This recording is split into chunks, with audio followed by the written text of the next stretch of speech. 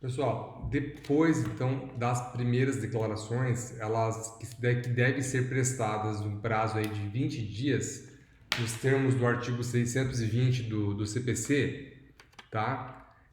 O juiz manda a ocorrer a citação aí do cônjuge, se houver, herdeiros, legatários, companheiro, fazenda pública, Ministério Público, tá? Se for o caso, e todos vão ter um prazo aí comum de 15 dias para se manifestar nos termos do artigo 627 do CPC, tá? Em regra, a citação é feita via correio, tá? Citados, toda essa galera que eu falei agora aí, eles podem impugnar aí as primeiras declarações do inventariante, tá? E caso eles impugnem elas, eles vão impugnar e daí o juiz analisa se concorda ou não com a impugnação, tá? E também, nesse meio tempo, eles podem também impugnar até mesmo a nomeação do inventariante, tá? Dentro do processo de inventário. Depois disso, é feita a avaliação dos bens, tá? O juiz julga as impugnações e depois disso o juiz manda o inventariante apresentar as últimas declarações. As últimas declarações nada mais nada menos são do que parecidas ou iguais às primeiras declarações, tá? Elas são reapresentadas ou corrigidas se houver algum erro, tá? As partes falam daí em 15 dias depois das últimas declarações e, por fim, aí, as fazendas são intimadas para falar aí se vai ter que pagar algum imposto ou não, se tem algum imposto pendente, né? Fazenda estadual, municipal e federal. É feito o cálculo do imposto, recolhe-se o imposto devido, tá? Que no estado do Paraná é de 4% de ITCMD sobre o valor dos bens e mais se o falecido tinha alguma outra dívida junto com o fisco, né? Depois disso, o juiz homologa aí o inventário, tá? Então, esse é o procedimento, regra geral, do inventário aí, que está previsto no artigo 610 ao artigo 638, tá? Do Código de Processo Civil. Daí, feita essa homologação, teoricamente acabaria o processo de inventário. Mas lembrar aí também que está tudo previsto então do 610 em diante do CPC, tá? Quem pode ingressar com o processo de inventário, tá? Quem pode abrir esse processo de inventário. O artigo 616 do CPC vai colocar lá quem vai poder dar entrada no processo de inventário. Não quer dizer que vai ser inventariante, tá? Por exemplo, vamos supor que o falecido morreu e os herdeiros não entram com o inventário para dividir os bens. E tá cheio de credor lá querendo receber o dinheiro, tá? Qualquer um desses credores pode provocar a abertura de um inventário contra os herdeiros do falecido, tá? Então, eles vão ter que ser obrigados daí a abrir o inventário caso algum dos credores ajuize um pedido de inventário contra os herdeiros, né? Então, esse também é um trâmite que segue. Outro ponto interessante que temos que dar uma abordada é a colação e a sonegação de bens, tá? No inventário. O que seria a colação de bens? A colação de bens é o ato judicial de reconstituição do acervo hereditário por meio de adição dos bens doados em vida aos descendentes ao patrimônio deixado no momento de morte do decujus, para que a partilha fique justa e devidamente igualitária entre os herdeiros. A avaliação dos bens é aquela feita na abertura da sucessão, que é quando deve se abrir a sucessão. Quando falece a pessoa, aquele é o marco que é considerado para avaliação dos bens, tá? Em regra. Ou, caso não tenha sido aberto a sucessão naquele momento, quando for aberta, então, quando for aberto o inventário, vai se proceder com a avaliação dos bens, tá? A colação, esse é o conceito, tá? Parece meio abstrato, mas não é, tá? Vamos lá, vamos explicar.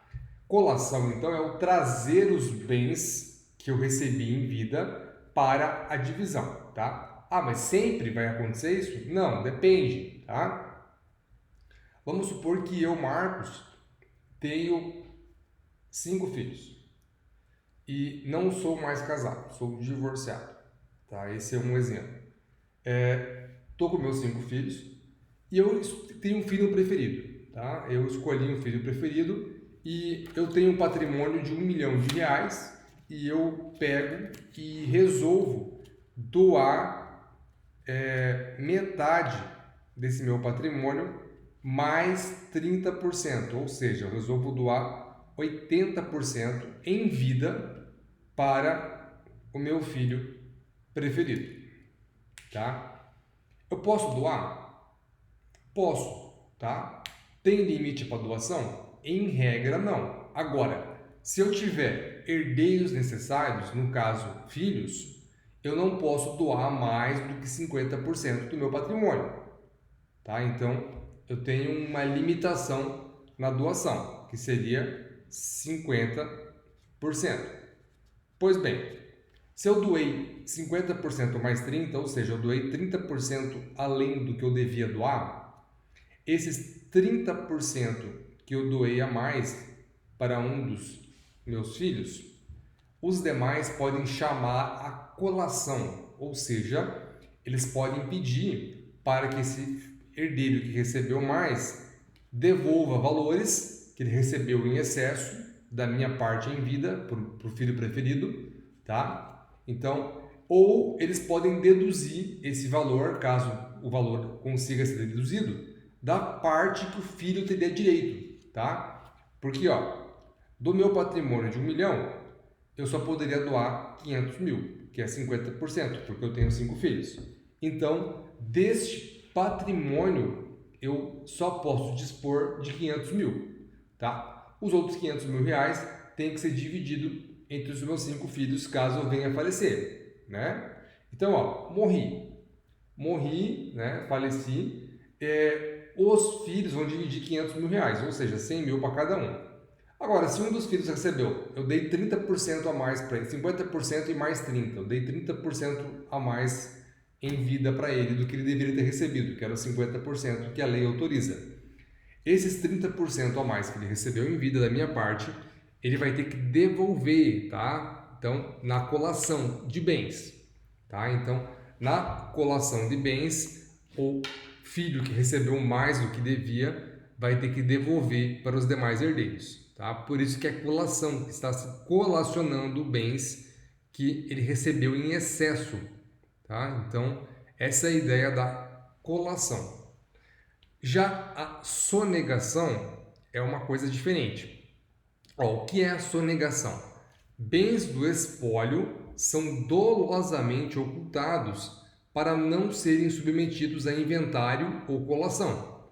É ato ilícito, tá? Do herdeiro ou do inventariante que realizar isso de forma dolosa, ou seja, querendo fazer isso. Qual que é a pena que para quem faz sonegação de bens no inventário? A pena é, se for herdeiro, perde o direito sucessório sobre o objeto sonegado, tá? E se não tiver mais no poder deste bem, vai ter que indenizar os demais herdeiros, vai ter que indenizar o espólio, tá? E se o herdeiro também for inventariante, ele vai perder o direito, tá? De continuar a função de inventariante, sem prejuízo de também perder o direito sucessório, tá? Do bem em questão. Ah, professor, como assim?